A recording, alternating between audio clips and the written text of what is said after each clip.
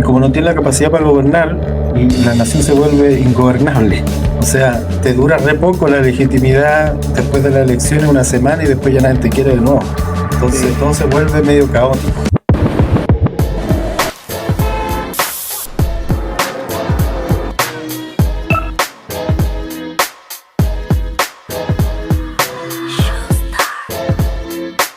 ¡Comenzamos! Comenzó la grabación. ¿Qué estáis poniendo luz, hermano? ¿Cómo eso? ¿Qué es eso? Ya, para mejorar. Bien, comenzamos entonces. ¿Qué dice la iglesia? Hoy día vamos a tener un capítulo especial. Siempre hemos estado conversando de diferentes temas relacionados directamente con la iglesia, pero ahora vamos a hablar bien cosas espirituales, pero relacionadas con una nación. Esto es Venezuela. ¿En qué está Venezuela? ¿Cuál es el proceso en el que está Venezuela? ¿Podemos ver esperanza en el proceso de Venezuela?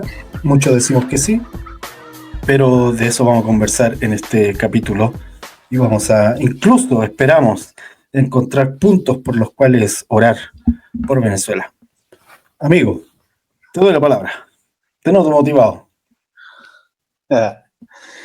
Hola a todos, sean muy bienvenidos a otro episodio más de ¿Qué dice la iglesia? Donde hace tiempo no estábamos. Qué bueno volver, esperar de que ya en esta segunda mitad del año podamos ser más disciplinados en subir capítulos. Así que... Oye, yo te hice una entrada así con todo el flow, hermano, y te fuiste para... Entrada más ordinaria la mía, hermano. Yo así, tirando el tema, todo. Hola, hermanos. Ay, mano. Te pago, pero el tema de hoy es Venezuela creyendo en la esperanza. Venezuela creyendo en la esperanza. ¿Hay un plan de Dios para Venezuela? Por ahí podríamos... Ya, pero mira, hoy día vamos a hablar, como bien dijo Simón, tenemos como eje central Venezuela por todo lo que está ocurriendo, ¿cierto? Y por muchas personas que nos escuchan de diferentes países.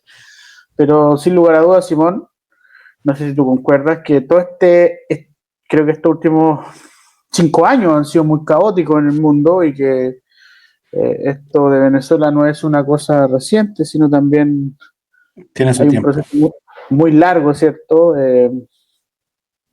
De cambio y de ciertas circunstancias y hay muchas cosas que están afectando externas o de otras naciones, de otros gobernantes, están afectando también lo que está ocurriendo en Venezuela y en distintos países del mundo. Yo creo que podríamos, no sé, partir por ahí primero, hablar un poquito de estas. Creo que la elección de Donald Trump cambia un poco el eje de las cosas, de cómo se venían dando con la administración de Biden y cómo Donald Trump también ha venido como a dar vuelta el tablero de ajedrez, ¿no? Y ha ido poniendo sus piezas por aquí, por allá. Todos piensan que es un loco, pero el hombre es muy inteligente, ¿no? El hombre está pero ahí jugando. El hombre se hace loco, parece. ¿Cierto? ¿Qué vienes tú? Sí. ¿Cómo estás, Simón? A ver, partamos con historia. Tú recorres el mundo, conversas con diferentes culturas, naciones, personas. Partamos con un poquito de historia. Creo que es importante recordar que todo esto que estamos viendo hoy día comienza con el ascenso de Chávez, cuyas características eran muy, se podría decir, muy atingente al diseño que tiene Venezuela en el Señor. ¿En qué sentido? Digamos que se parecía, pero no era igual. Que en el diseño del Señor, Venezuela siempre es una nación especial, en el sentido de que es capaz de crear mundos, de crear realidades, y es capaz de construir a través de conceptos. Espérate. Estás diciendo cosas interesantes. Claro, pero por eso voy para allá, voy aterrizándola a poquito. No olvidemos que un personaje histórico en Latinoamérica importante para Colombia, Ecuador, Venezuela y hasta Bolivia, Bolívar, un venezolano, Miranda, otro venezolano, y así. Entonces, eso es parte, digamos, de la esencia de ser venezolano. El venezolano, a diferencia de otras naciones, le es difícil, le es complejo adaptarse del todo a otras culturas por esta sensación de que soy especial. Y no es una sensación... ¿Cómo que dijiste? Esta sensación de soy especial. No es una sensación simplemente Venezuela. desde... Exacto. No es una sensación... Voy para allá. No es una sensación simplemente como desde el ego, sino que tiene asidero histórico. ¿Ok? Es como pedirle, lo voy a poner así, es como pedirle a un estadounidense que deje de decirle América a su país, a pesar de que América es toda América. Es gracioso, ¿has visto sus videos que le preguntan a jóvenes de Estados Unidos como, nómbrame países de América? Y dice como, América, California, Arizona, Kentucky.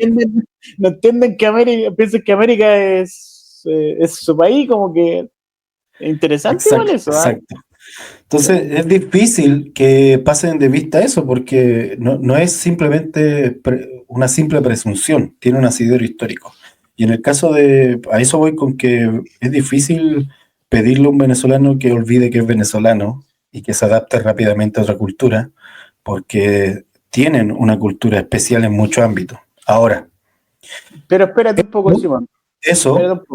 Pero es que me gustaría ir desmenuzando las cosas que dices, porque creo que son interesantes. Tú dices que como culturalmente, ¿cierto? El venezolano carga como con una cuestión histórica de creerse una nación especial, ¿cierto? De saberse una nación especial. Ya, saberse una nación especial. ¿Pero por qué? ¿Qué hecho consideras tú eso? ¿Y por qué lo dices? ¿Cachai? ¿Por qué? Ya, te pongo un puro ejemplo. Estamos hablando de Bolívar, el padre de la patria de todos los países para arriba. Nosotros tendríamos a San Martín y O'Higgins para abajo, ¿cierto? Pero San Martín y O'Higgins nunca tuvieron el peso de Bolívar, históricamente. Sin duda, obviamente. San Martín puede que un poquito, pero en la reunión de San Martín con Bolívar en Ecuador, quien se devolvió y no subió nunca más fue San Martín. Claro. Reunión que nadie sabe qué ocurrió ahí. Que nadie sabe qué conversaron. De hecho, en Guayaquil está el monumento a esa reunión. Pero por eso te digo, no hay otro personaje con ese peso histórico tan fuerte como Bolívar. A pesar de que en Chile, que nosotros estamos al final del mundo, no tenemos en general, cultura general, como saber quién es Bolívar. Sí tenemos un Andrés Bello, que está en nuestros billetes de 20.000, que es un venezolano. Sí. Entonces. Ya, pero ¿por qué se considera como que Venezuela se cree en especial? Vuelvo a decirlo, no es que se crean simplemente por simple presunción. En esencia, sí, son una nación que ha tenido hitos especiales. Por ejemplo, te doy otro ejemplo más.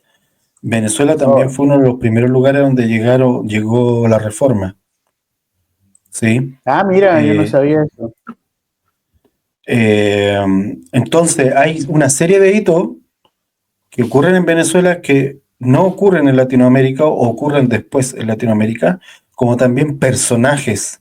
Y eso te da, como le pasa al argentino con el fútbol, te da la sensación, no porque te lo creen nomás de la nada, sino porque hay razones para creerlo, de que eres muy bueno en algo. ¿Ok? Y de que puedes pensar en algo muy distinto a lo que el resto está haciendo. Entonces, eso en las manos del Señor funciona perfecto. Funciona perfecto porque funciona desde la humildad de saber quién eres y funciona desde el impulso de no tener miedo a lo que está enfrente tuyo, aunque sea distinto. Pero en las tinieblas funciona horrible, porque te crees que eres algo que no eres e intentas hacer cosas como le pasa. Por eso quiero hacer este vínculo, porque Hugo Chávez sí fue en su momento un fenómeno en toda Latinoamérica. O sea, Claro. hubieron gente de iglesia que lo catalogaba de apóstol. Hubo gente que lo catalogó de santo. Después, la población misma lo vio en su momento a Chávez como no solo un personaje histórico-político, sino como un personaje beatificado casi. Entonces él tenía una capacidad de comunicar súper fuerte. Chávez fue el que le dijo al rey de España, ¿por qué no te callas? Perdón, el rey de España le dijo, el rey de España le dijo, ¿por qué no te callas? Y se lo dice porque uno, que Chávez llevaba mucho rato hablando y claramente él creía que tenía el derecho de ocupar el espacio de los demás para seguir hablando, porque según su propio pensamiento, él estaba diciendo algo muy importante. Entonces, cuando le dicen el ¿por qué no te callas?, su respuesta también no es que él se calló y dijo, bueno, el rey de España me dijo esto. Su respuesta igual fue en su momento contundente. O sea, sí, mucha gente estuvo de acuerdo con la respuesta de Chávez al rey de España. Entonces, fue también bajo el alero de Chávez que se construye el ALBA, un proyecto de izquierda que tuvo su auge en su momento y tuvo peso, donde estuvo Ecuador con Correa, estuvieron los Kirchner, estuvo Lula de Brasil, Evo Morales en su mejor momento en Bolivia. De alguna forma, Chávez construyó eso de la nada. Entonces, estamos hablando de personajes que son muy interesantes porque tienen como esta noción de soy especial, pero obviamente cuando está con tiniebla, esa idea se transforma en un ídolo, se transforma en esta creencia de que soy tan especial que los demás están bajo mi tutela. Y no sé si tú has logrado ver alguna vez alguna entrevista de Chávez en su primero inicio, cuando él decía que no era marxista, cuando él decía que no... Sí, esa famosa circula ahí por redes sociales. Entonces, yo creo que en ese momento él lo creía, definitivamente, no creo que haya estado inventando. ¿Tú crees que lo creía o seguía como el patrón de Castro? Porque Castro también tiene una entrevista famosa que él dice que también... Chávez en ese momento no tenía tantos vínculos con Fidel. Ya. Los vínculos, por lo menos no profundos, los vínculos con Fidel aparecen después porque Fidel básicamente trata de utilizar, y lo hace, utiliza a Venezuela como trampolín para mantenerse. Y intercambia petrodólares por medicina y otra serie de cosas, pero saca una gran tajada del dinero que estaba entrando en Venezuela. Entonces, ocurre que junto con eso, también estabas en el país que tenía más petróleo de todo el resto de Sudamérica, hasta el día de hoy el que tiene más petróleo, pero con una empresa que hasta ese momento sí funcionaba y por lo tanto había dinero en la caja. Entonces, vuelvo a decir. Sí, pues eso es lo que todos dicen, eso es lo que todos dicen, de que Chávez todo lo que hizo fue gracias al dinerito que había en la caja chica, por decirlo de alguna forma. O sea, hasta que se acabó. Pero así también hay gente que con todo y dinero no es capaz de aglutinar, porque no solo tenía dinero, también tenía el don de la palabra. Era un gran comunicador. O sea, claro. O sea, es impresionante ver cómo se da vuelta y cómo se defiende en la entrevista. Es impresionante ver, yo te digo porque seguí ese recorrido en su momento. Esto fue uno de los primeros que hacía esta en cámara, aparecía todos los días, recorriendo el país y hacía en cámara, diciéndole al alcalde del lugar donde estaba visitando, solucióneme este problema en la calle tanto que tiene un agujero, por favor. ¿Cuánto tiempo demora eso? No, en 2 meses, ya, en 2 meses. Y ese era su personaje, ¿cachai? Entonces, cosas que no se habían hecho, a él se le ocurrían hacerlas y no tenía miedo en hacerlas. Y le funcionaban. Entonces, es importante entender la idiosincrasia. ¿Por qué? Porque desde lejos nosotros, por ejemplo, los chilenos que de por sí son un poco más de low perfil, de bajo perfil, en Chile no funcionaría, por ejemplo, un Milei, no funcionaría un Chávez. ¿Y por qué no funcionaría? Porque nuestra personalidad atesora, y como país me refiero, atesora y le da importancia al ser mesurado. Cuando alguien se va al extremo, pierde la credibilidad. Pero cuando está en una nación donde hay gente que se ha ido a los extremos y ha sido exitosa, como Estados Unidos o como Venezuela, lo excéntrico no te asusta. Se justifica si tiene resultados. Sí. En Argentina funciona un Milei porque, o sea, son así. En la televisión en Argentina yo tengo un dicho, en Argentina todo es surrealista. O sea, cualquier cosa puede pasar ahí, ¿sí o no? Es una locura. Por su forma de ser, ¿verdad? O sea, todos los países tienen esta idiosincrasia. Hay un libro muy bueno, se llama El Verbo de las Naciones, que explica un poco el concepto para cada nación según su idiosincrasia. Entonces, por ejemplo, Italia sería alardear, ¿ya? Como que tiene esta onda de necesito alardear muchas cosas, pero es mi idiosincrasia. No hacerlo. Bueno, en Argentina hay mucho inmigrante italiano.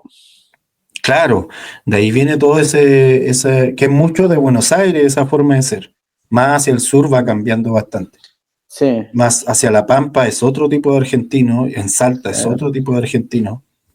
Pero volvemos al punto, o sea, es importante entender la idiosincrasia porque así puedo entender cómo un personaje así queda finalmente en esta posición de poder absoluto, deja a un sucesor que va a ser Maduro, y Maduro va a intentar seguir funcionando como Chávez, pero sin las habilidades de Chávez.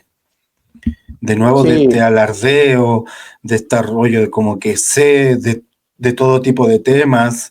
Igual no hay que mirar en menos a Chávez, porque Chávez igual era un tipo, tiene formación militar, era un tipo, salió de abajo, pero educado. El hombre no era cualquier persona tampoco, sí, tampoco podemos como caer en ese juego.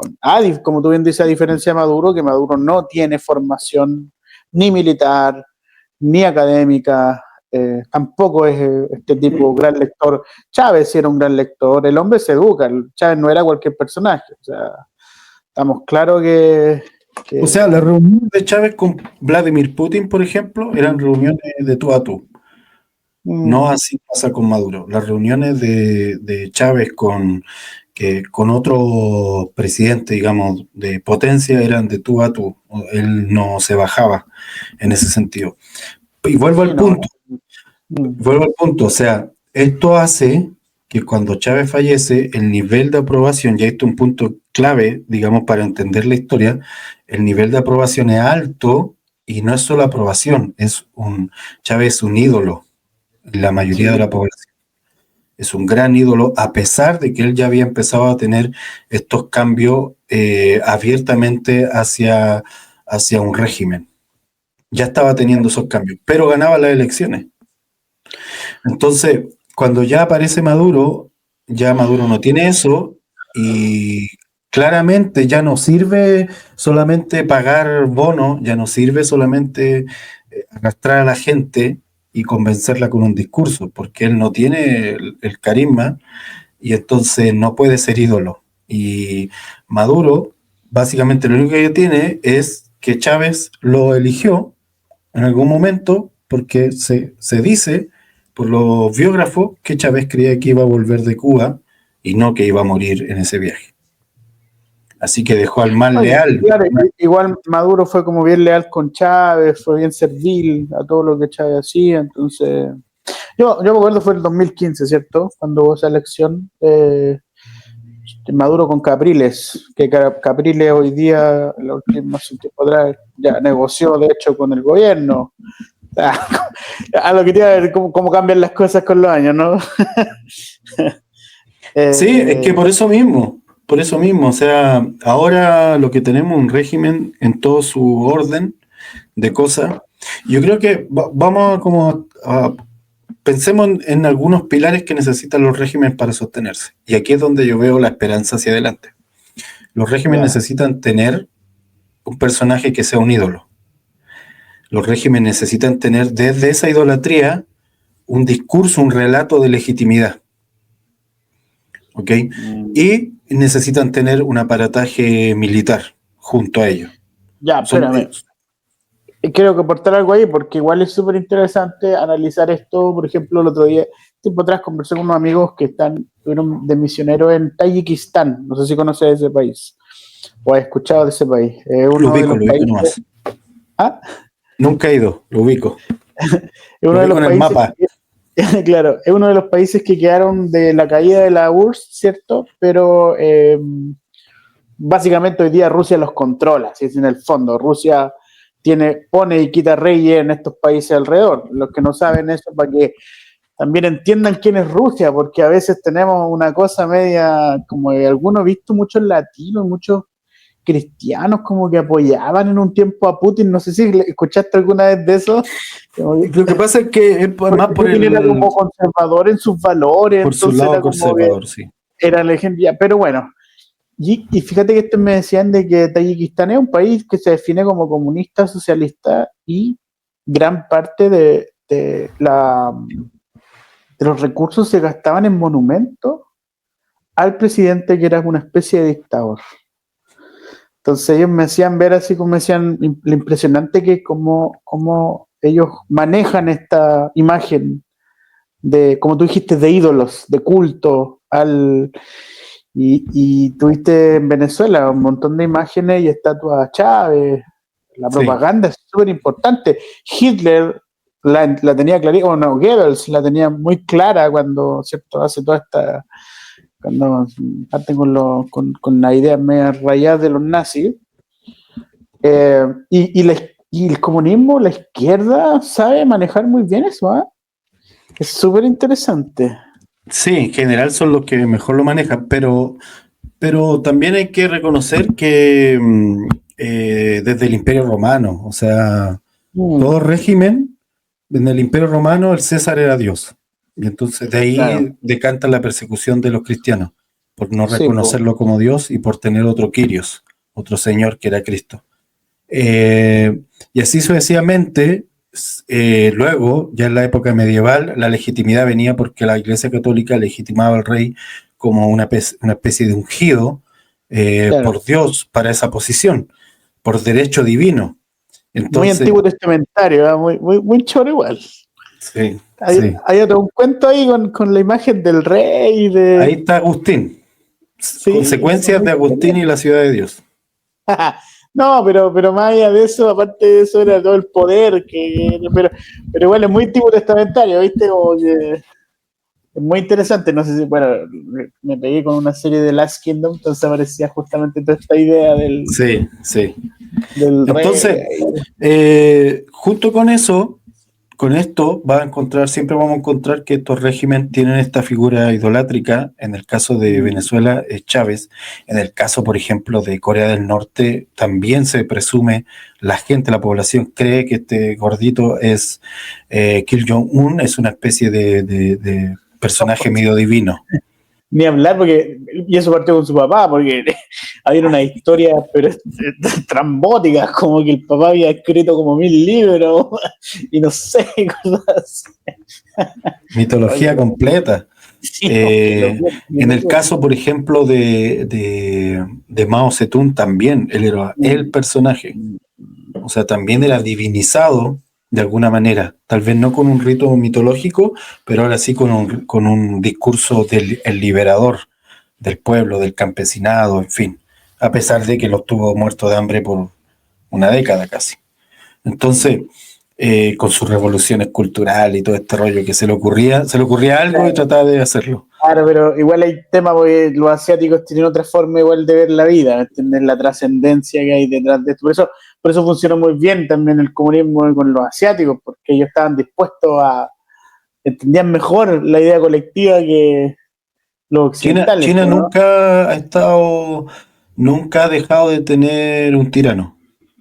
En el estricta palabra del concepto, primero fue el imperio, luego fue el comunismo, y hoy día este partido único, que es una evolución de Mao, porque ha evolucionado, ahora ya es una tiranía comunista libre mercado. Pero es que son muy asiáticos.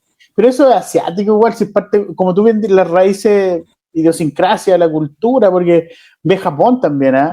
Japón, esta abnegación que tenían a los shogun, ¿te fijas o no? O sea, el shogunato y toda esta cuestión de como la trascendencia en la vida tiene que ver con la familia, con el legado y cómo renuncias a ti mismo en pos, ¿cachai? De entregarte, ¿cachai? Por ejemplo, con la Segunda Guerra Mundial hay una frase muy interesante cuando le preguntan a MacArthur y toda esta conversación después respecto a todo lo que ocurrió ahí con los chinos, porque después que tiraron las bombas atómicas, es reconocido por los japoneses que decían que en algún sentido, si no hubieran tirado las bombas atómicas los gringos, los japoneses no hubieran parado. No iban a parar, de hecho no iban a parar. Porque ellos se inmolaban. Era parte de su idiosincrasia, inmolarse. Pero mira la guerra de Vietnam con Estados Unidos, cuando Estados Unidos pierde la guerra de Vietnam, y los vietnamitas con palas, con cuchillos, defendieron su territorio, porque es parte de su, ¿me entiendes? De su cultura. Los tipos no importaba su vida, importaba la patria, la trascendencia. Entonces yo pienso que igual hay una cuestión cultural ahí, pues, haciendo el punto que tú estás dando como la reflexión. De hecho, a propósito de Vietnam, en Vietnam todavía te pueden cortar una mano si robaste, o sea, a ese nivel. Entonces, claro, esto es interesante observarlo porque la idiosincrasia de una nación nos va diciendo qué aceptan y qué cosas también pueden rechazar. Entonces, en el caso de Chávez, lo que había era chavismo, no era. El venezolano no es que pensara nosotros estamos siendo un país comunista, ellos están en pos de lo que se le llamaba chavismo. De hecho, claro. estudios políticos te van a decir, eso es chavismo, no es necesariamente marxismo. Tiene una base marxista, pero es una configuración completamente distinta. Entonces, hoy día no hay chavismo, ya no hay. La base, y aquí voy con los puntos que te decía, mira, ahí los puse. Se requiere ídolos, se requiere un relato de legitimidad y se requiere fuerza represiva. Está ahí obligado. O sea, del ídolo sale mucho de la legitimidad, del relato de legitimidad. Y aquí hay algo clave que pasó en las últimas elecciones. La ruptura del ídolo. No sé si te acuerdas la cantidad de estatuas de Chávez que derribaron en Venezuela.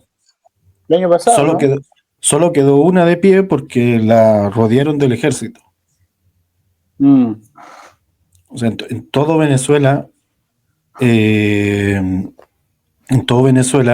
se derribaron estatuas de Chávez el año pasado.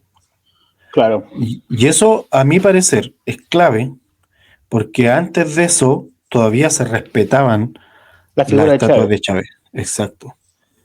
Pero ya el venezolano, digamos, rompió con el ídolo.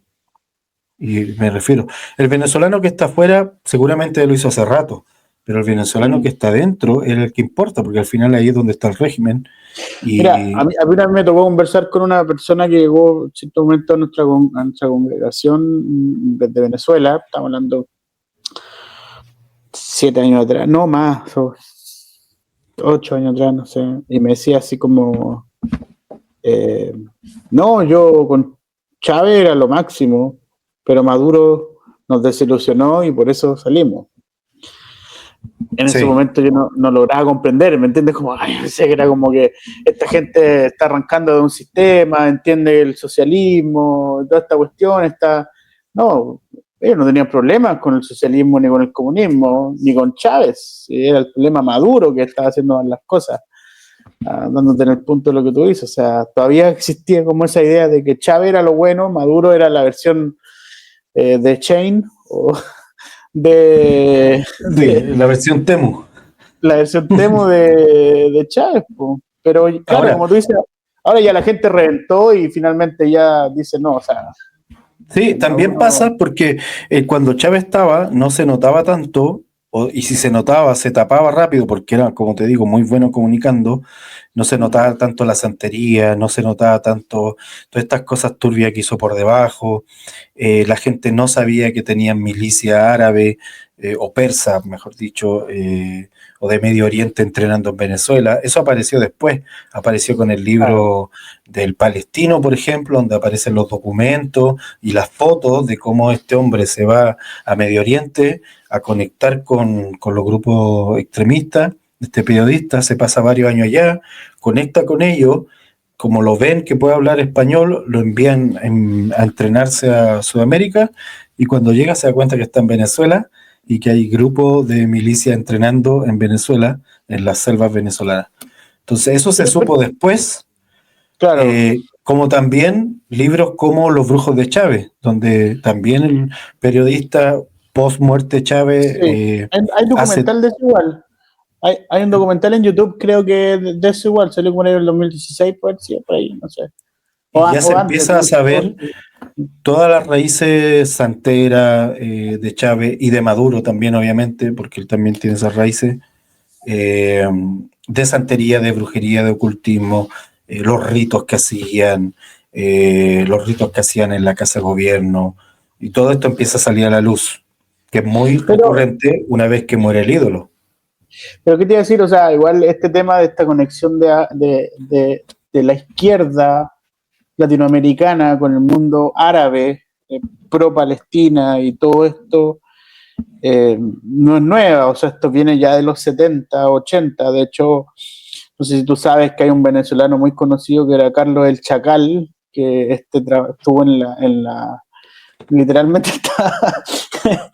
bueno, hay una película de él incluso, la hace un actor venezolano muy buena, hay una película de él, no recuerdo el nombre de él, pero tienes al Che yendo a África a pelear también, ¿te fijas o no? O sea, toda esta conexión, Guerra Fría y todo este avance del socialismo y el comunismo en Latinoamérica está muy conectado con el mundo árabe.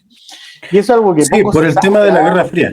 Por la Guerra Fría, por ahí eso, vienen esas pero lo que te digo es que Chávez viene como a revitalizar en Latinoamérica es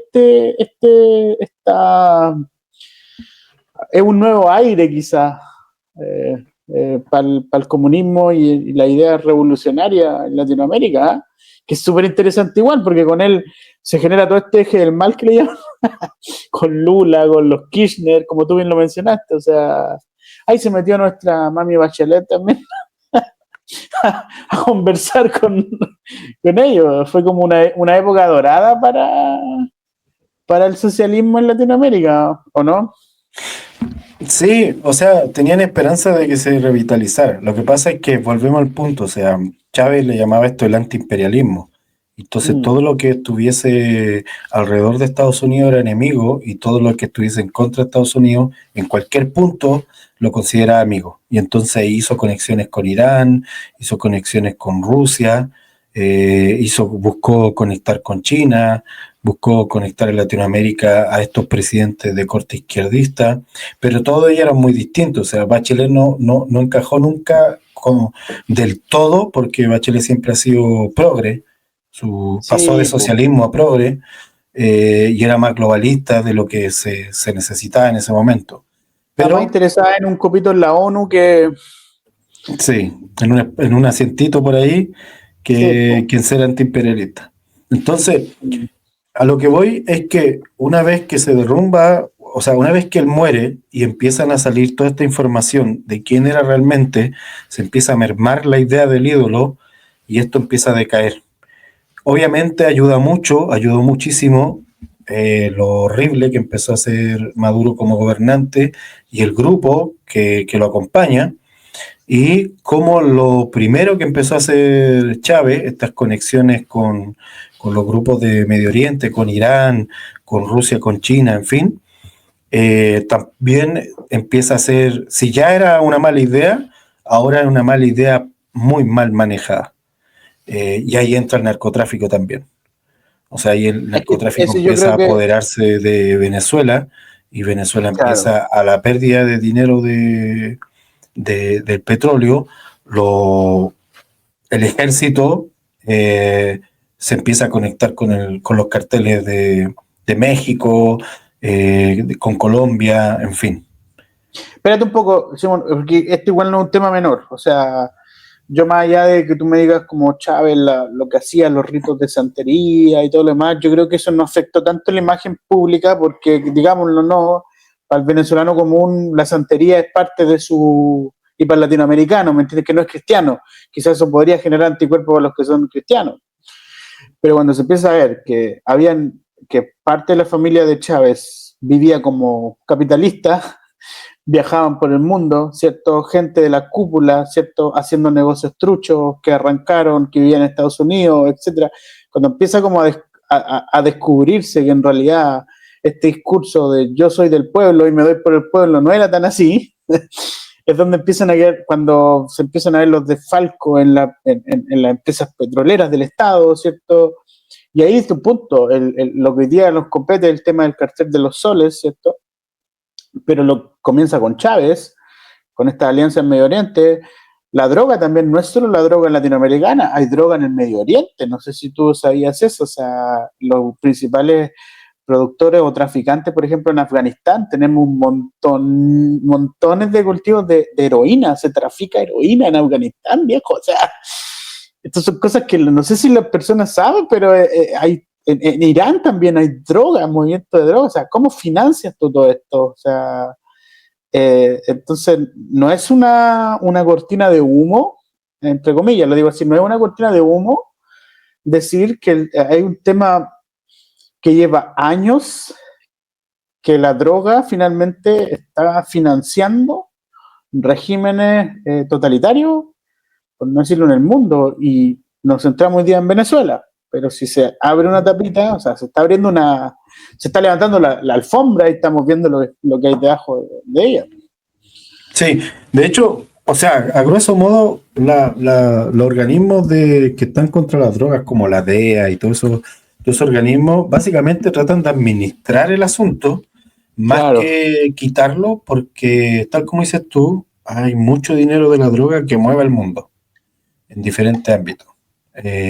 No solo, pero hay otros que son ya casos demasiado extremos, como pasa con México, como pasa con Venezuela, donde el narco ya permea lo político y permea las instituciones.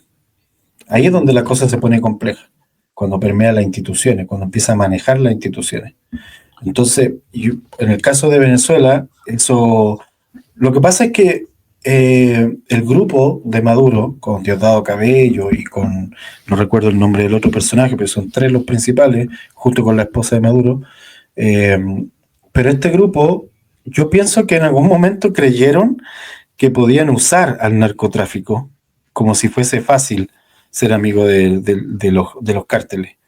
Entonces, yo creo que en algún momento dijeron, esto es un buen negocio, ¿por qué no lo hacemos? O sea, si el ELN en Colombia, que son muy amigos nuestros, debieron haber dicho, lo está haciendo, ¿por qué no hacerlo con ellos, también nosotros? Y teniendo todo el aparataje del Estado.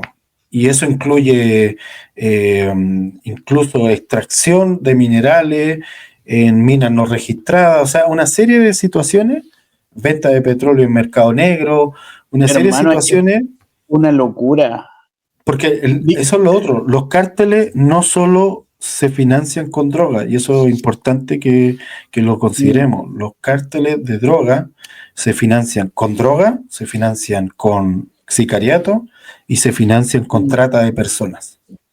¿Sí? Y bueno, y extorsión también en los Entonces, pueblos. todo eso es el modelo de negocio de un cártel.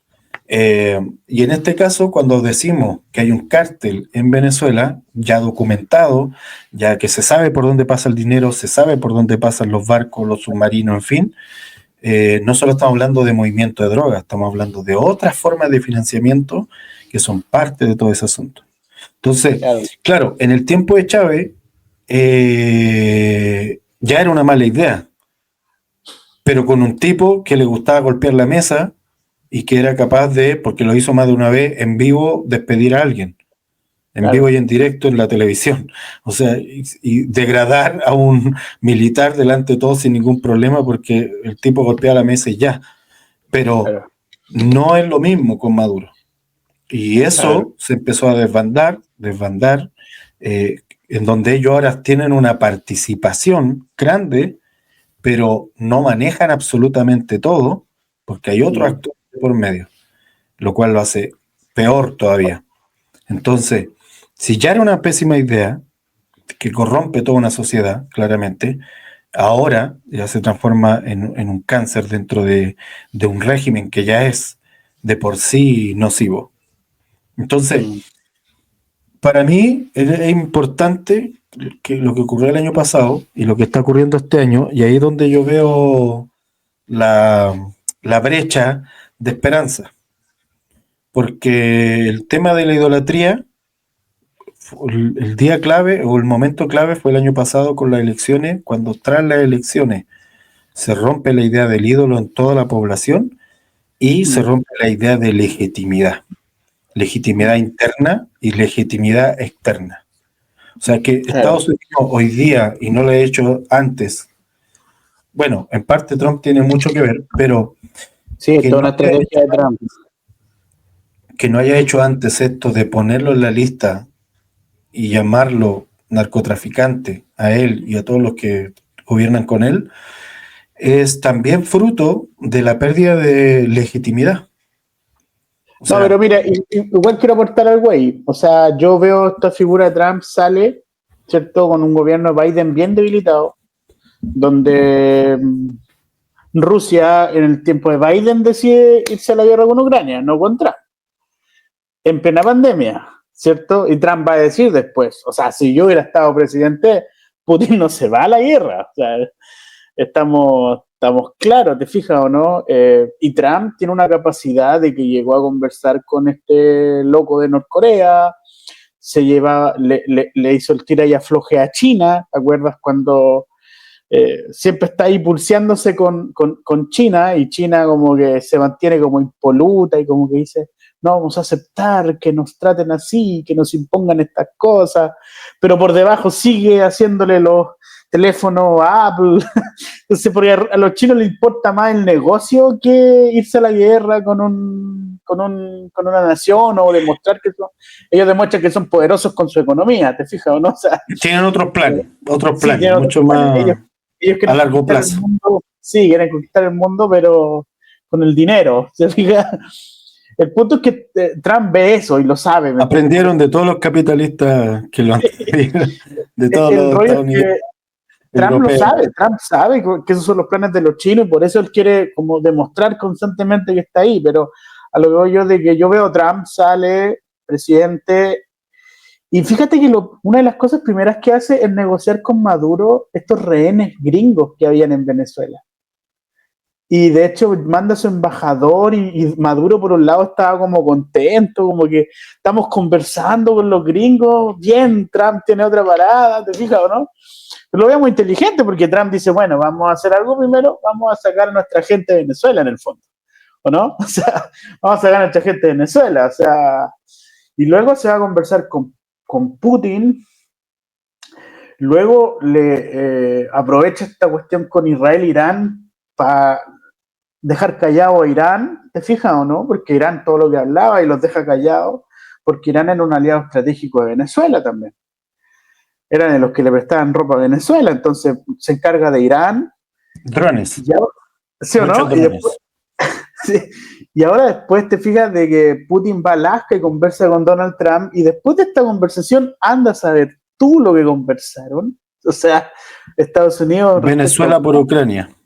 Una cosa así, ¿sí o no? Porque eso por ahí va el tema. O sea, yo creo que al final Rusia se va a salir con la suya de anexar esta parte, que es cierto, la va a anexar. Yo creo que por ahí va la cosa, se va a terminar la guerra. Y yo creo que la conversación entre Putin y Rusia es como, ya mi chanchito le dijo, yo voy por Venezuela, usted no se mete y yo le ayudo a conseguir lo que quiere en Ucrania. ¿Ok? Ok, ¿sí o no? O sea, una cosa así como... Ahora, ¿por qué quiere Venezuela? Por el petróleo, si ya, seamos honestos, ¿no? O sea, hay todo un eje estratégico ahí respecto a los recursos naturales, hay un montón de petróleo que aún no se ha explotado todavía, la gente que dice sabe que hay muchos recursos que todavía no se han explotado, en fin. Pero pero veo como Trump muy estratégico moviendo sus piezas para este punto, que básicamente yo creo que ese era el objetivo de Trump, y por eso y estaban esperando, yo creo que igual esta idea de como que el cartel de los soles está manejado por Maduro y todo viene por la confesión del Chapito Guzmán, el hijo de Guzmán, de que dice que efectivamente, es cierto, hay una declaración de él diciendo que es pero... que para Estados Unidos mover todo el ejército y hacer todas estas acusaciones necesitan documentación, porque tienen un sistema judicial que requiere documentación para poder hacer ese tipo de acusaciones y de inversión, porque es mucho dinero mover al ejército.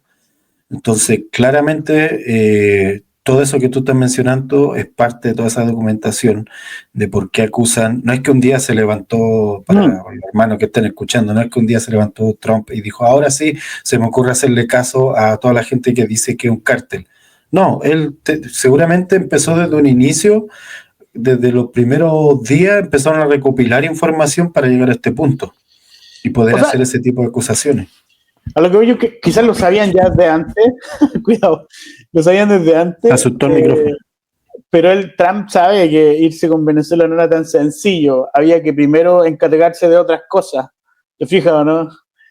Yo creo sí, que por porque ahí pasó en las elecciones las elecciones que ocurrieron, las últimas que tuvo Venezuela, y aquí voy de nuevo a estos puntos, donde se quebraron estas dos primeras, los ídolos. Lo de la legitimidad vino como consecuencia de la ruptura primera del ídolo. Pasó que no pudo ir más allá porque el régimen tiene la fuerza represiva, digamos, del ejército y la policía y todo el armazón de inteligencia que usan para, no sé si te acuerdas de la operación Tuntum, donde se fueron casa por casa arrestando gente.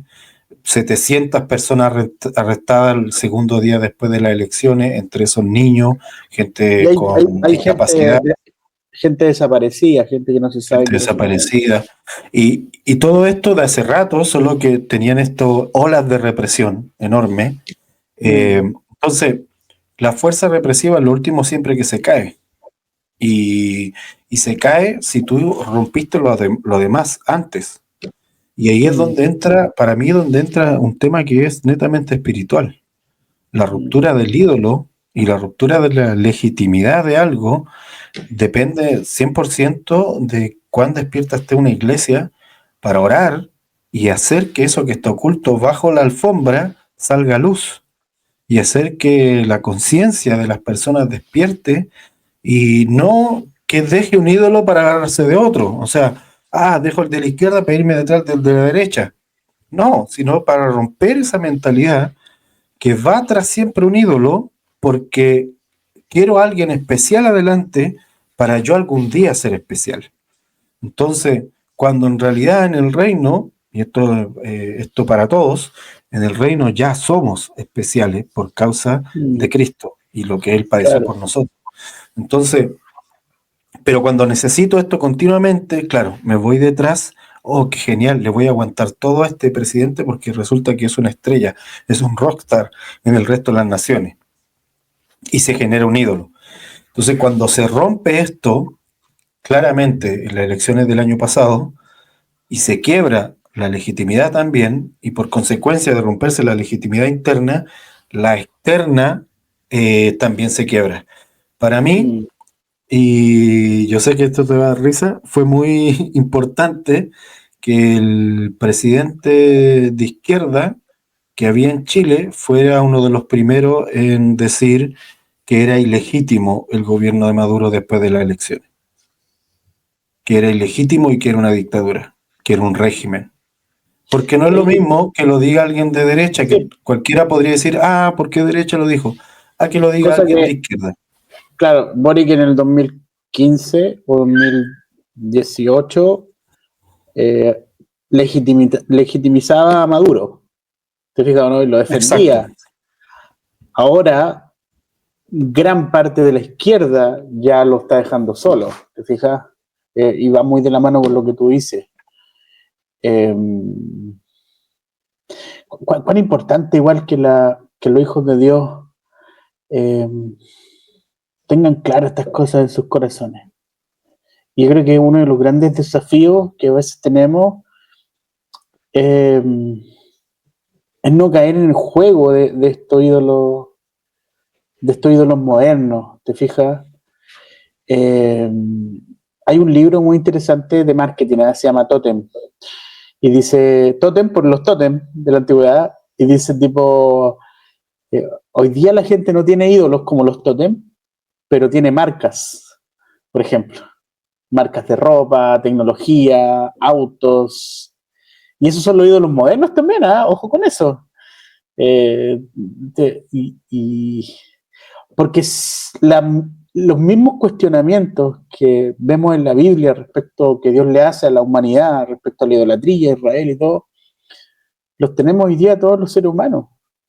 Y Juan en la tercera carta, o la primera, termina hijitos guardados los ídolos. Así termina la carta, de nuevo. O sea, cuán importante o cuán claro tenían los apóstoles, Juan al menos, Pablo, que estaban ahí conectados todo el día con el espíritu, ahí estaban con el wifi bien, también con la antena bien agarrando wifi del espíritu todo el rato. Era como, cuán interesante la idolatría, o sea, como cuidado con la idolatría.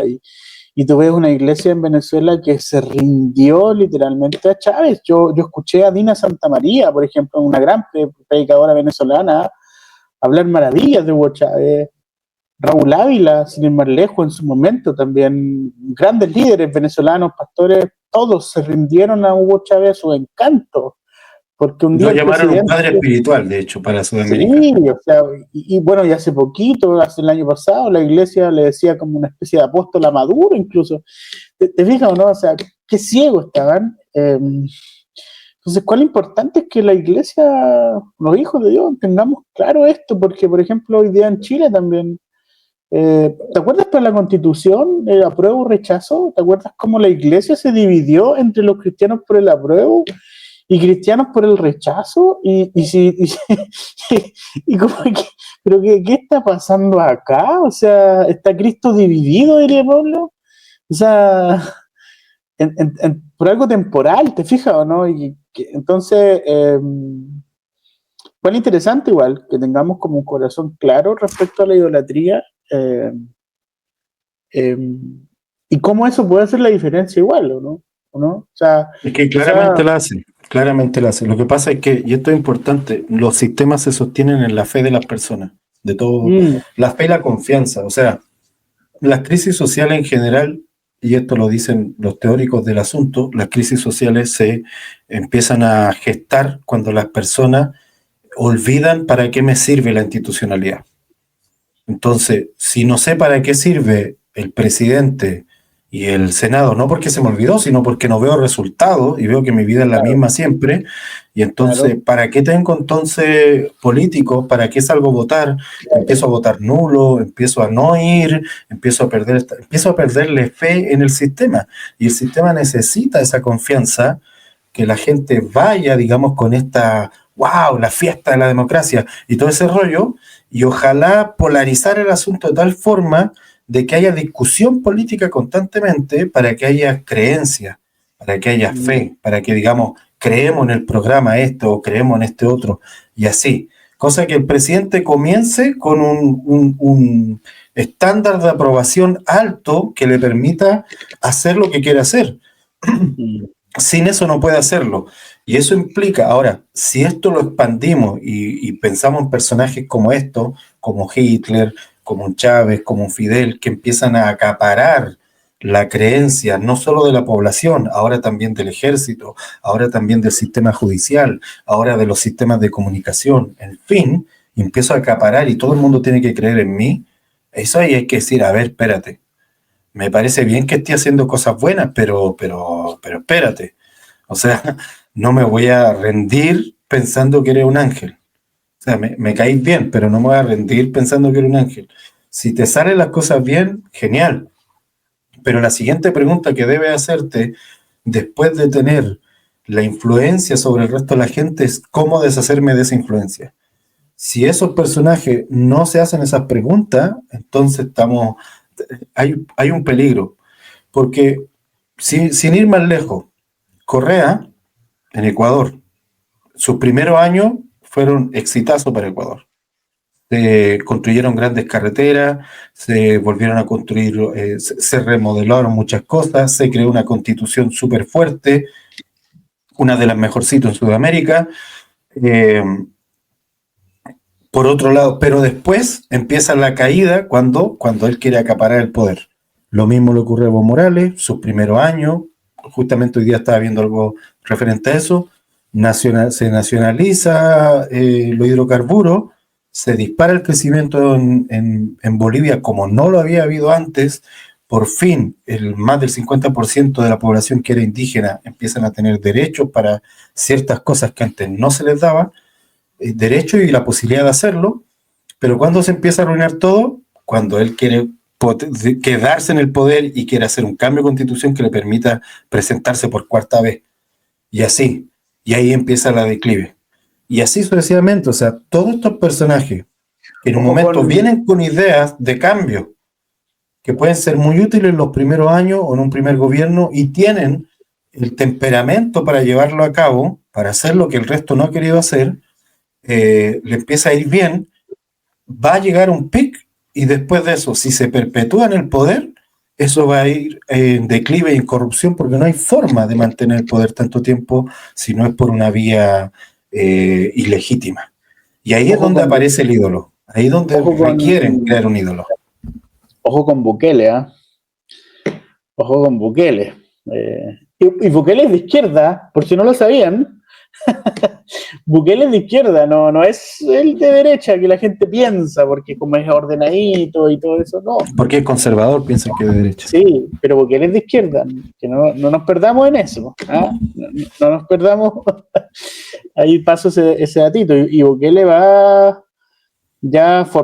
hizo su maniobra ahí con el Congreso para cambiar este artículo en la Constitución y poder reelegirse, ¿cierto?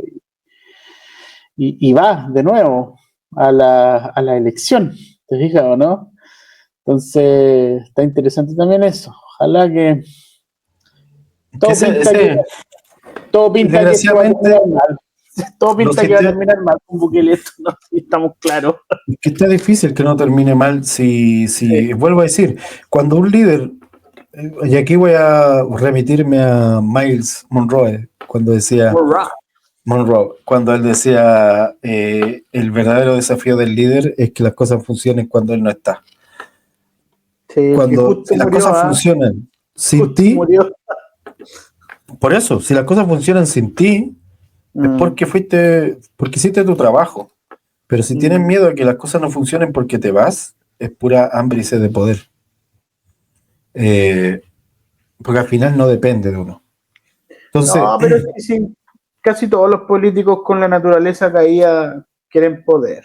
Una vez le preguntaron a un diputado, recuerdo acá en Chile, como, ¿quieres ser presidente? Y él decía como, el político que diga que no quiere ser presidente está mintiendo. O sea, el corazón mismo del político es llegar a lo más alto de la cúspide y poder estar ahí, que su nombre trascienda por las generaciones. Pero esto se ha dado toda la vida. Hay un podcast muy bueno que se llama... se me olvidó. 3 historiadores. Te lo voy a mandar por ahí, por interno, querido Simón. Yo creo que te va a gustar. Se llama... te lo digo artero, es un podcast de unos historiadores chilenos que se llama Dato Mata Relato. Está muy bueno y estaban hablando de José Miguel de Balmaceda, José Manuel Balmaceda. No sé si te acuerdas tú de la historia personaje. Y claro, o sea, el típico líder díscolo autoritario que de hecho cerró hasta el Poder Judicial este tipo, o sea, hasta la Corte Suprema y va. Y justamente como este líder, esto es muy antiguo, o sea, el líder que quiere tener control absoluto de todo y que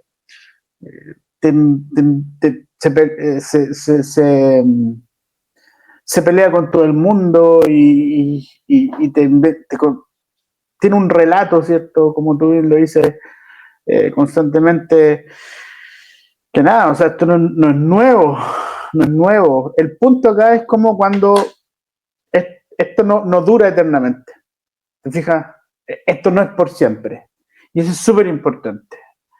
Y ahí es cuando aparece la fuerza represiva. Por eso es tan complejo cuando este tipo de ídolos y de personajes se toman, digamos, la fe y la creencia de la fuerza represiva, que en este caso, o el que como todos sabemos, la construcción del Estado básicamente se mantiene porque tiene el uso legítimo de la fuerza. Y ese uso legítimo de la fuerza, en términos de Estado, sería el militar, la policía, la Guardia Nacional, Guardia Nacional, en fin, aparatos de inteligencia. Cuando estos personajes se toman eso, ahí es donde empezó el problema ya real. Hay una cosa con Venezuela igual que Chávez lo manejó muy bien, que supo blindar las fuerzas armadas. Entonces es uno de los países que tiene más generales que pueden existir. O sea, generales activos en ascenso. 2000. Es una locura. O sea, todos mandan ahí.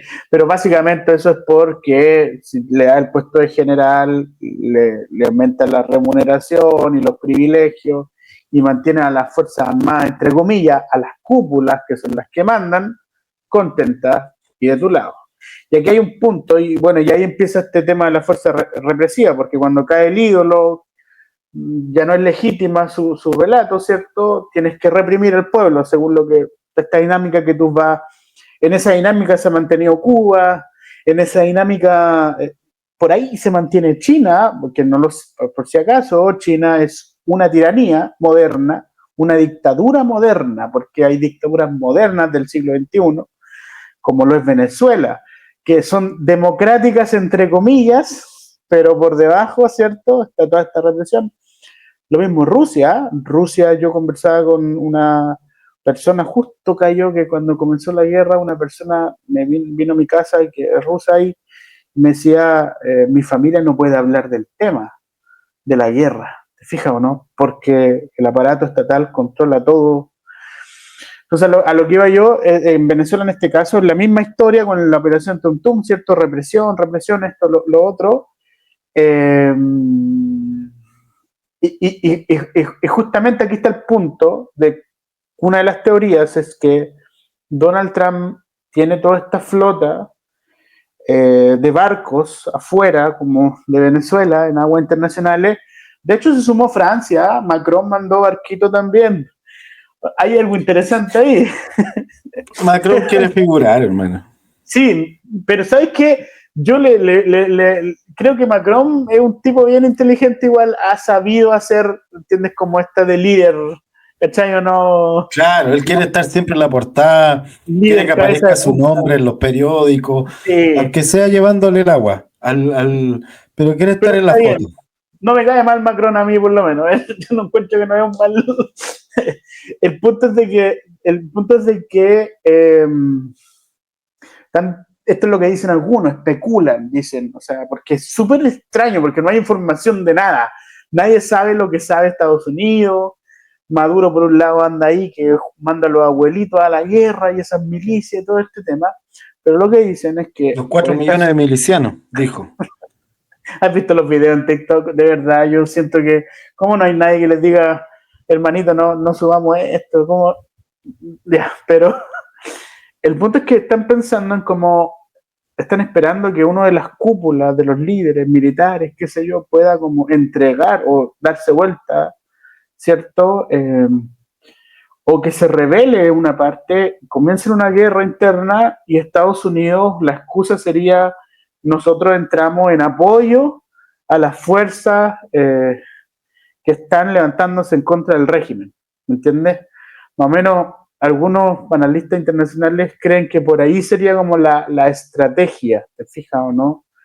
Pero, o sea, yo creo que ahí pienso, en términos generales, mi oración, por ejemplo, y con los hermanos con los que puedo conversar de esto, también van dirigidas siempre a que ese cambio de régimen sea con el menor de sangre derramada posible, porque ahí es donde empieza lo complejo. O sea, por un lado, el movimiento de la naval norteamericana a todo el Golfo y al Caribe sí va a cortar el río de dinero del narcotráfico.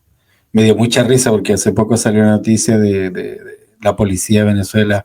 Hemos encontrado a los narcos y tenemos no sé cuántas toneladas que le hemos quitado. Básicamente son las toneladas que no han podido sacar en estos días. Hay un video que aparece como una cuestión en el mar, en la playa, y lo van a buscar. ¿Y de dónde apareció la droga? O sea, de repente la droga Eso está te en el digo. mar ahí.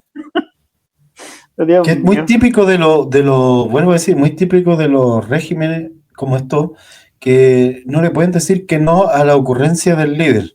Entonces, si el líder dijo, hay que hacer esto, los demás no pueden decirle, oye, ¿no te das cuenta que esto es una tontera, que nadie se va a creer? No, ellos no pueden decir eso. Tienen que seguir el juego porque todo es demasiado piramidal, demasiado jerarquizado y está el asunto de la represión, si no juega el juego de ellos. Y claramente empiezan a pisarse los talones en estupideces. Ahora, ese movimiento de los barcos sí va a cortar una fuente de dinero grande. Sí, también el hecho que le hayan quitado los bienes a Maduro en Estados Unidos, que se lo hayan, digamos, expropiado básicamente, también es importante. Pues la pregunta que todo el mundo se hace es, ¿qué hace que Maduro, sabiendo que está perdiendo todo alrededor, continúe, sabiendo también que cada vez la soga se le aprieta más en el cuello? ¿Qué hizo que cuando lo trataron de negociar con él una salida pacífica y mandarlo a Turquía a dormir y vivir una vida lejos de todo el caos, ¿por qué no escogió eso? Bueno, la única respuesta inteligente es que los mismos cárteles que están con el cártel de los soles, que trabajan con él, no se lo permitan porque se cae el negocio y porque cuando ya está en una mafia o te sacan en un baúl o no te sales.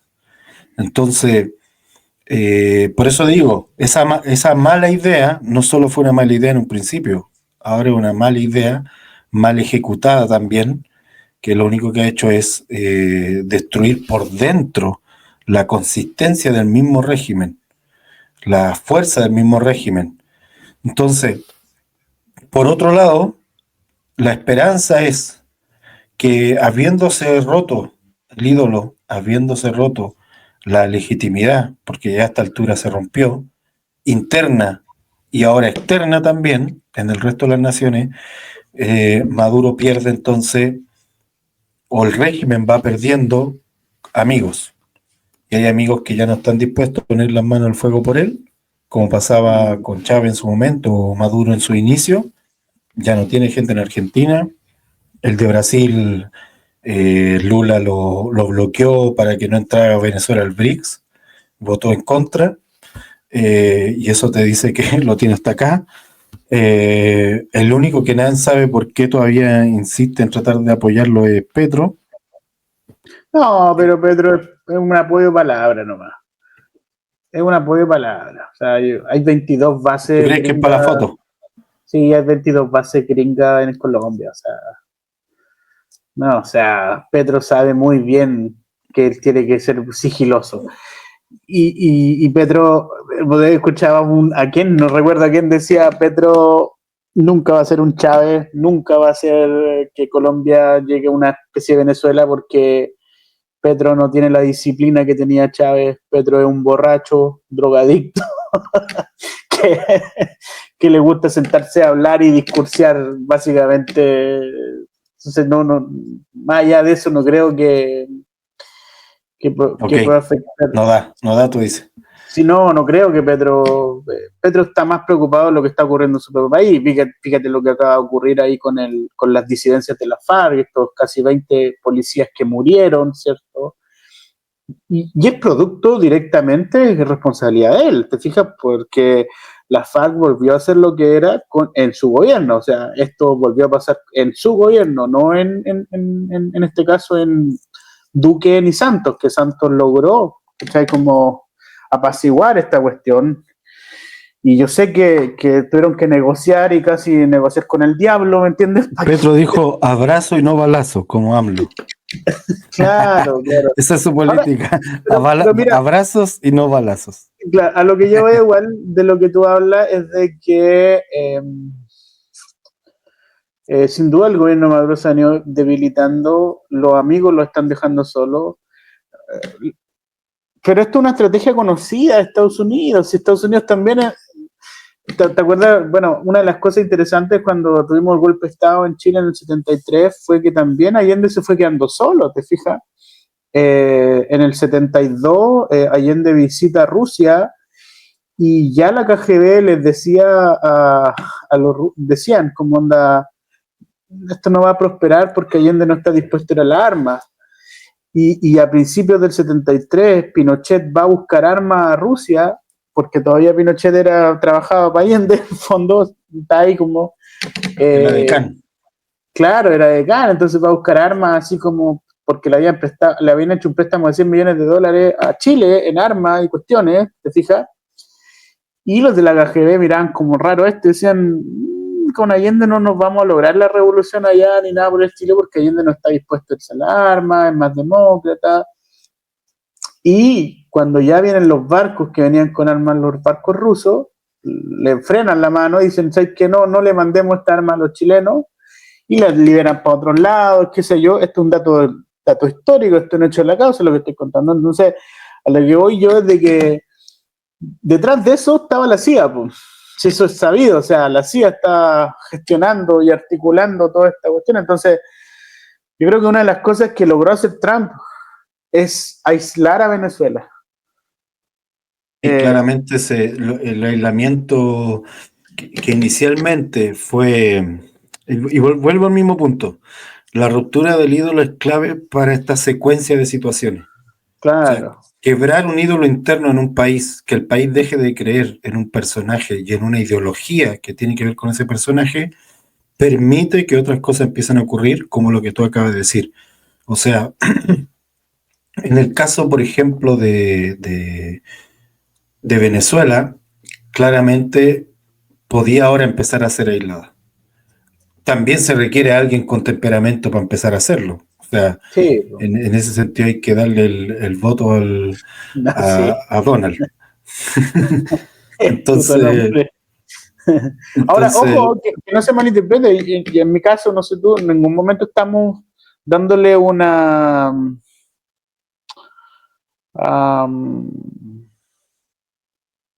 valoración a esto respecto a si está bien o está mal. Solamente en mi caso estoy analizando las situaciones, ¿me entiendes? Los hechos concretos. Sí, no estoy diciendo si está bien o mal lo que está haciendo. El hecho de la causa. Sí, que es súper importante igual, porque siempre cuando se hacen estas cosas, como que el cristiano tiende como a dónde está lo bueno, dónde está lo malo, de qué lado me pongo, ¿te fijas o no? ¿De qué lado claro, estoy? Pero es que ese análisis es súper maniqueo, o sea, de hecho no es ni siquiera bíblico, y ese es mi punto, es súper así blanco-negro, y las escrituras nunca han sido así, o sea, por ser corto, José vestido de faraón, siendo la salvación, versus un faraón que puede haber sido vestido igual que Moisés, siendo el tirano. Entonces, es como cuando te dicen, no, tienes que obedecer las leyes digamos, las leyes de tu nación, porque Dios dice que hay que obedecer a los superiores y bla, bla, bla, pero no se lee en el capítulo entero. ¿Cachai? No se lee la historia entera de cómo Moisés fue a darle una orden al faraón, le dijo, libera a mi pueblo, dice el Señor, y eso estaba en contra de todas las leyes de Egipto. Como Jesucristo no pagó de su bolsillo el dinero del templo, sino que lo sacó de un pez, básicamente, y no pagó de su bolsillo el dinero del templo porque no lo iba a legitimar. Entonces, cosas así no se leen entero, o cuando Pablo incluso dice esa frase de los superiores, dice que tienen la espada para reprender al malo, no la espada para perseguir al bueno, no la espada para meter a la gente en el helicoide, o no la espada para que crean en mi ideología o si no los saco. O sea, todos los personajes que se vuelven autorreferentes para todos son un peligro. No importa la ideología que tengan, siempre van a ser un peligro. Y en el caso de la escritura es clara que la acción de la iglesia es espiritual la hace con las rodillas, como dicen los viejitos antiguamente, con las rodillas se gana la batalla, con oración con entendimiento, y ahí en esto de oración con entendimiento, donde conversaciones como las que estamos teniendo son un aporte, porque entonces tengo que orar para que, ya no tengo que orar para que se rompa el ídolo, ya se rompió. Ahora tengo que orar para que eso que a todas luces es ilegítimo sea tan claro para cada personaje que tiene el poder de apretar un botón y ayudar, que no tengan que dudarlo. Claro. Ese es el punto. O sea, ese tipo de oraciones con entendimiento. Orar para que la gente que está en estos grupos represivos, en este orden de fuerza del Estado, militar, policial, inteligencia, en fin, abran los ojos también para poder ver lo que está ocurriendo. O sea, y en mi caso, por ejemplo, mi oración es súper específica, es Señor, que este cambio no se haga con derramamiento de sangre en lo posible. Claro, porque posible. Esos son ciclos de sangre que tienen otras formas. Se puede cambiar el régimen, pero como pasó en Chile, porque tú te acuerdas que acá, en el caso de Chile, hasta el día de hoy siguen los coletazos de... Y eso, que el cambio de régimen fue pacífico, fue con elecciones, fue con el sí y el no, y fue después con elecciones bajo un modelo democrático. Pero con todo y eso, la sangre ya derramada ya fue suficiente para tenernos 40 años dando vueltas en la misma historia. No, y entonces, sí, vamos con los 50 años y seguimos. Hay toda una generación, tiene que morir una generación. Y es que es. Yo creo que van a pasar 50 años más y vamos a seguir peleando a seguir. Interesante lo que dices tú, o sea, ¿en qué estamos ahora? Estamos viendo, no sabemos qué va a ocurrir finalmente cómo va a entrar Estados Unidos. Yo creo que hay mucha información que no sabemos, hay muchas cosas que están ocurriendo que no sabemos todavía, hay muchas negociaciones a lo mejor que se están dando. De hecho, hace poquito estaban ahí reporteando de que ha volado mucho un avión de Caracas a Cuba, ¿cierto? Entrado y salido, o sea, la gente está especulando, está sacando los millones de dólares, ¿qué está pasando acá? Y te fijas o no, hay movimiento, la gente entonces, ¿qué es lo que está ocurriendo? Ahí no podemos saber eso, pero yo considero que si cae Maduro, también el próximo va a ser países como Cuba y así, ¿te fijas o no? ¿Por qué? Porque esto es un aliento de esperanza para que países que aún se mantienen en estas situaciones así van a decir si se puede, ¿entiendes? Si se puede salir. Estos líderes sí se pueden sacar, ¿me entiendes? Lo mismo que está pasando con, bueno, Nicaragua en otro caso, pero también puede ser, ¿me entiendes? Y esto se suma también a la crisis institucional y a los revueltos que hoy día está el mundo. ¿Te fijas tú cómo está la política hoy día? Es una locura, o sea, por último lado se extremaron las posiciones en todos los países, pero también hay como políticos que tú veías de un lado se cambian para el otro y hoy día hay todo este asunto, entonces hay como todo este revueltijo que creo que está interesante poder ver que vienen los próximos años, ¿te fijas? Y eso te quería preguntar, ¿qué estás viendo tú para los años que vienen? Así como a modo de cierre. Sí, esta crisis, sí, por la hora, esta crisis venezolana, como ¿qué pasaría si sale Maduro, cierto? ¿Cómo ves tú que repercutiría en Latinoamérica? ¿Y cómo ves tú los próximos años respecto a estos asuntos de gobernanza en las naciones? Yo pienso que claramente la manera en que salga va a ser decisiva. O sea, si es por la fuerza, en el sentido de que de mucha sangre derramada y todo eso, que espero que no, y el tipo que espero que no, con los pies por delante, como dicen, cuando alguien ya no está en este mundo, eso sería caótico, sería muy caótico y no sería bueno ni para Venezuela ni para el resto de los países, porque también serían olas de migrantes, serían desplazados, volveríamos de nuevo a una nueva forma de crisis, y va a repercutir en toda Sudamérica porque también va a ser un punto de discusión eterna que va a durar otras cuantas décadas. Y se levanta un nuevo ídolo igual ahí. Se levanta un nuevo ídolo. Sí, o sea. Entonces, siempre el tema del derramamiento de sangre, evitar el derramamiento de sangre es clave. Yo, en ese sentido, me pareció muy importante de la oposición, que no tengo idea a qué ideología política se referirán, pero más allá de lo político, me refiero a la oposición en Venezuela, que nunca jugó la carta de la violencia, nunca llamó a la gente a armarse, nunca llamó a la gente como lo haría tal vez un disidente de una izquierda más radical en algún país o un disidente de una derecha más radical en algún país que diría ármense, o esto hay que pelearlo y todo el asunto. Todos esos llamados a las armas son, aparte irresponsables, son del diablo, así, oye, básicamente. Eso es lo otro, perdón, solo por paréntesis. Lo curioso, en Venezuela casi toda la oposición siempre es de centro izquierda. Eso también es lo otro, como el Chávez literal eliminó la figura de la derecha en Venezuela. Pero es que lo que pasa es que vuelvo al punto de la historia y la idiosincrasia. O sea, antes de Chávez, Venezuela era el patio de Rockefeller, por decirlo de alguna forma. Claro. Antes de Chávez, los abusos eran muy... También es cierto que el abuso era gigante. O sea, Venezuela daba mucho dinero, digamos, a los negocios de Estados Unidos. Salía mucho dinero ahí y la pobreza también era amplia en muchos sectores para la cantidad de producción que había. Ahora, incluso con todo y eso, estaban mejor que ahora. Ese es el problema. O sea, cuando inicia Chávez, sí empiezan a verse situaciones, normalmente con la gente más pobre, en que ellos dijeron, por fin tenemos un espacio en la sociedad. Y eso fue lo que lo legitimó. Y esto es clave siempre en la historia de las naciones. Si uno lleva el péndulo a un extremo y te olvidas de la otra parte de la sociedad, tarde o temprano eso se va a volcar y los perdedores van a ser los que antes ganaban. Y entonces, y eso no va a traer tampoco beneficio a ninguna de las partes, porque el otro extremo del asunto tampoco es bueno.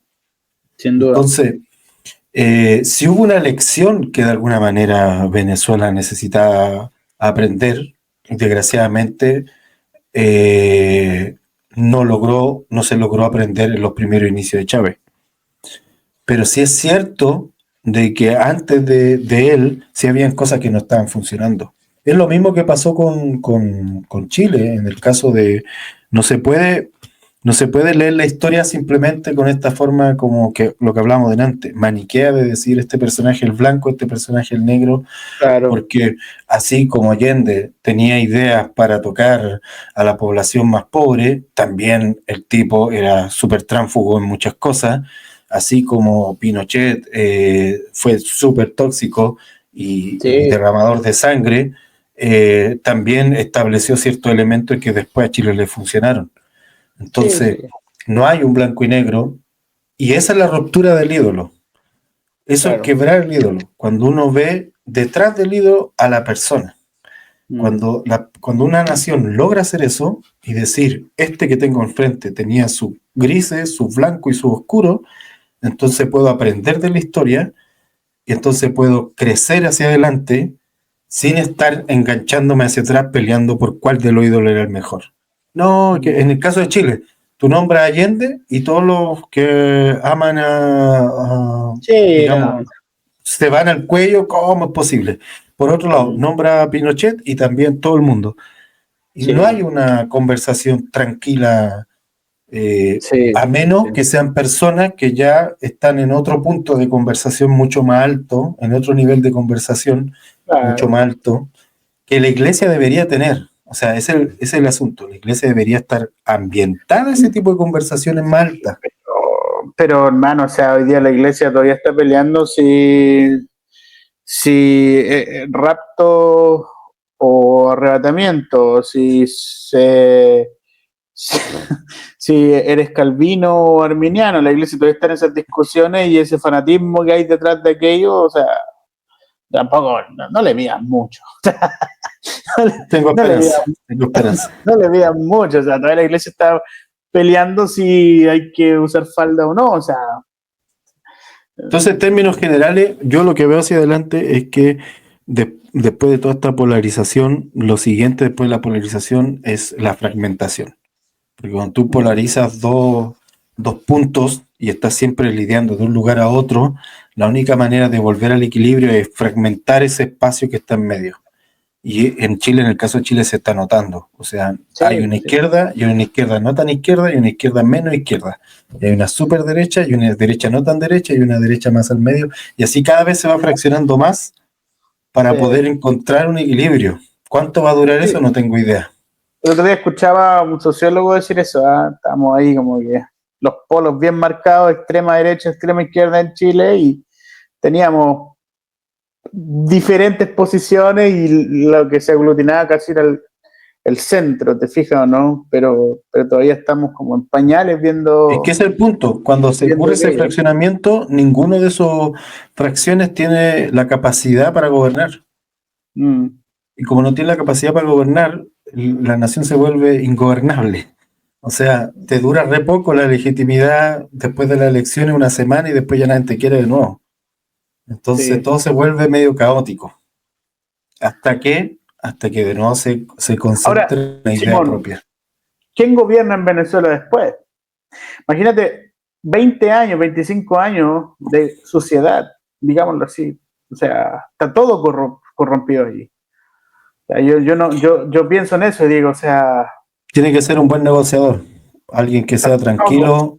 Está todo sucio porque afectó todo. El nivel hay que rehacer la constitución incluso, o sea, eso afectó todo, ese régimen afectó todo. O sea, está complejo igual, ¿o no? Por eso, tiene que ser un buen negociador, que el señor levante un buen negociador, una persona que pueda sentarse con dos extremos y alcanzar una conversación con esos dos extremos. Necesitan básicamente una especie de Elwin, un personaje de transición que pueda sentarse con el ejército y decirle quédense en sus cuarteles, pero les regale un puesto vitalicio que dure por un tiempo. A cambio, denme esta parte de la Constitución en donde dice que el ejército es el garante de la Constitución, cambiémosla por un grupo de jueces. O sea, ese tipo de negociadores. O sea, que vaya desmantelando y manteniendo en paz a todo el mundo, pero al mismo tiempo desmantelando lo que fue para avanzar a algo distinto. No sirve una persona de arrebatada, digamos, con un temperamento que no sepa controlar. Tiene que ser alguien de por sí pacífico, pero a la vez que sea capaz de decir esto sí, esto no, pero negociemos. O sea, si pensar en un cambio de régimen sin negociaciones es absurdo y es solo pensar en sangre. Entonces, no funciona así. Digamos, yo personalmente oro por esa transición pacífica y que Dios levante a alguien con esas características. Me acordaba que hace 7 años más o menos nosotros hicimos una canción para Venezuela, que aún sigue por ahí sonando. En Buenísima. Esa época, ahora me podemos tirarla para el cierre, tirémosla para el cierre. Que te voy a comentar algo, porque por ahí por esa fecha también que levantamos la canción, recuerdo mi hermano tuvo una visión de cómo una especie de ángel pasaba por Venezuela a caballo con una espada, y este ángel era, el señor le hablaba que era representación de Estados Unidos. De hecho hizo hasta un dibujo de eso. Hoy día justo lo vi, y fue como que te escribí en la tarde, así como dije, ¿cuándo vamos a grabar? Y como que ahora me acordé, esto se hablaba. Entonces, interesante también como no el valor de lo que uno, las experiencias de uno ni nada por el estilo, sino como que también te pone en perspectiva de cómo los procesos de Dios toman tiempo y cómo Dios maneja los tiempos y mueve a la iglesia, le habla a sus hijos, ¿te fijas o no?, para orar de la forma correcta finalmente, para poner el corazón en el lugar correcto, para desde ese lugar orar correctamente, ¿te fijas? Entonces, ¿qué hay de eso? Ahora, desde esta otra perspectiva, porque hemos hablado todos los sociólogos, lo social, lo político, ¿qué tienes que decir tú también un poco desde esa perspectiva? Sí, yo creo que cuando una nación está débil y está siendo esclavizada por un grupo de personas, eh, mm, yo sí creo que necesita la ayuda de otras naciones.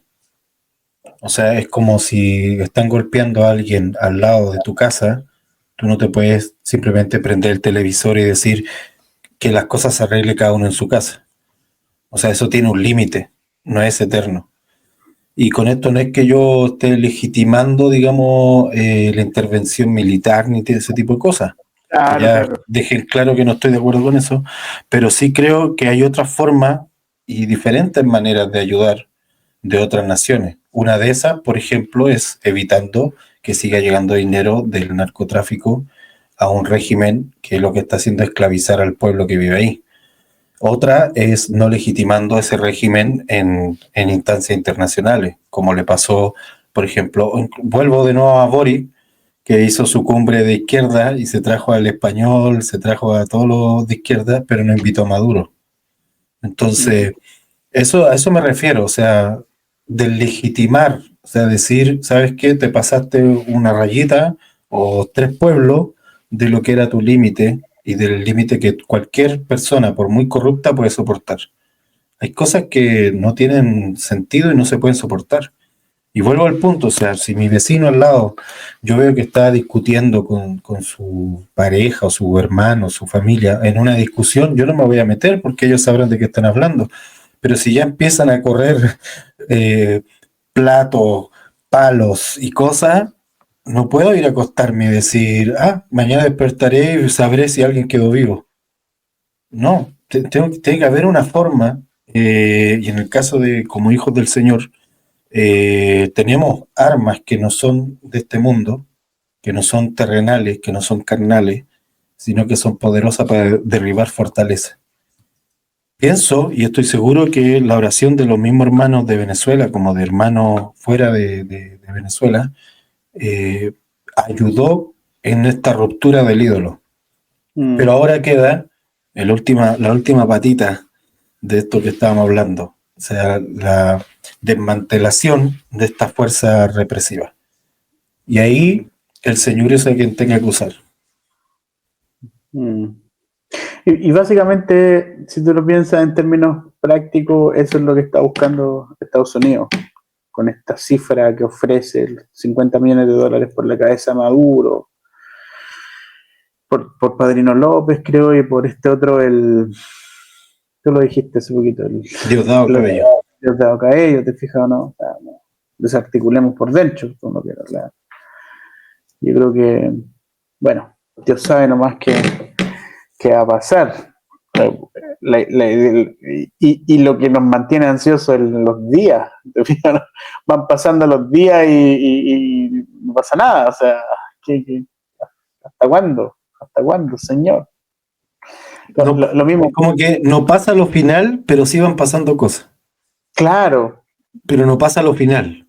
Es que Mm. volvemos al mismo asunto, o sea, y esa es por, normalmente esa idea es por no considerar las variantes que son múltiples y no es como que saco a alguien y ya, no funciona así, no, para nada funciona así. O sea, en el caso, vuelvo al caso chileno, porque el caso chileno es que al año, a los 5 años del golpe militar, ya se quería sacar, obviamente, a Pinochet. También la Junta Militar tuvo sus configuraciones, algunos de ellos se fueron porque no estaban de acuerdo. O sea, Sí. también pasaron cosas entre medio, y entre medio la pérdida de apoyo de Estados Unidos. Mm. Pasaron muchas cosas entre medio para poder que decantara finalmente en una realidad. Ahora, como dice tu canción, no hay mal que dure 1000 años, así que por ahora tenemos mucho más No es chance mentira y que dure mucha... 1000 años. Exacto, no hay mentira que dure 1000 años, tenemos más chance y más esperanza que ayer, porque Sí, cada vez quedan menos sí. elementos. Sí, yo creo que eso va a llegar a su fin. Yo amo mucho Venezuela, como a todas las naciones, pero queríamos como también darles como este enfoque hoy día. La pequeña Venecia, de ahí viene el nombre, por lo bello, por los valles, por los parajes, hay lugares preciosísimos, el Salto del Ángel, hay películas que se han grabado ahí, ¿cierto? O sea, lugares preciosos. Tú estuviste allá. El primer lugar de reforma fue Venezuela. Sí, llegó la reforma ahí. Tiene una gracia y una unción Venezuela de que los líderes que se levantan ahí o las voces que se levantan tienen esta gracia para afectar todo el continente. Sí, básicamente eso es lo que hace Simón Bolívar. Correr como caballos. Sí. Entonces, qué curioso, como cuando las tinieblas levantan líderes usando, ¿cierto?, los recursos celestiales que ven ahí para el mal. Es fuerte, ¿no? Es curioso. Entonces, bueno, que nuestra oración está con los hermanos de Venezuela, los que se quedaron ahí, los que salieron, los que están sufriendo. Hay toda una generación perdida. De hecho, el otro día conversaba con un chico, fue a la peluquería y me cortaba el pelo y me decía como él se crió cuando ya nació y ya estaba Chávez en el poder. Entonces es una generación que me decía, no me interesa la política, no me interesa, yo lo quiero surgir nomás ya, sin esperanza de que las cosas cambien en su país. ¿Te fijas? Como lo que pasó en la generación de los 90, los jóvenes de los 90 en Chile, no sé, ¿te acuerdas tú? Que era el tema, no estoy ni ahí con la política, no estoy ni ahí con... ¿Te fijas o no? Una generación que eso es lo que provoca, eso es lo que provocan estos regímenes, ¿cierto? O sea, que la gente pierda la esperanza, pierda la alegría, ¿te fijas? Entonces, creo que Dios va a hacer algo en Venezuela, ya lo está haciendo, y nuestra oración es de que eso se establezca en los próximos años. Y por qué no, en este mes de septiembre se cante Amén. Victoria, ¿o no? Amén. Oramos para que el Señor apure toda su obra. Y los hermanos que estén orando nos sigan acompañando en esas oraciones, que nuestros ojos no se cierren sin ver a Venezuela libre. Venezuela, eres libre. No hay mentira que dure 1000 años, porque el juicio se ha desatado. Venezuela, eres amada, y un diseño escrito en los cielos, doblemente fructífero eres. Venezuela, eres grande, y aunque un gigante te está pisoteando, tú resurgirás, te levantarás en un diseño que no es bolivariano, en un diseño que no está inspirado por hombres que buscan lo suyo. Y el sol de justicia alumbrará a esos valientes que hoy se levantan, a esos valientes que no temen la muerte. Y el sol de justicia brillará en aquellos que no han negociado el diseño que en ellos fue sembrado. Y el sol de justicia cantará desde Sucre hasta Barinas, desde Zulia hasta Bolívar. Y el sol de justicia brillará, despertando a los justos, despertando a los justos. Venezuela, tienes padre, no un padre que vino a imponerse, sin un padre fiel hasta la muerte. Venezuela,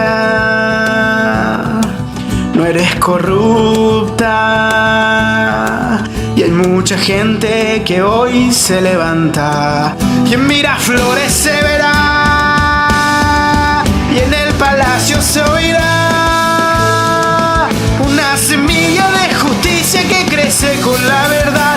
Una semilla de justicia que crece con la verdad, cambiando toda una generación. Y el sol de justicia alumbrará a esos valientes que hoy se levantan, a esos valientes que no temen la muerte. Y el sol de justicia brillará en aquellos que no han negociado el diseño que en ellos fue sembrado. Y el sol de justicia cantará desde Sucre hasta Barinas, desde Zulia hasta Bolívar. Y el sol de justicia brillará despertando a los justos, despertando a los justos.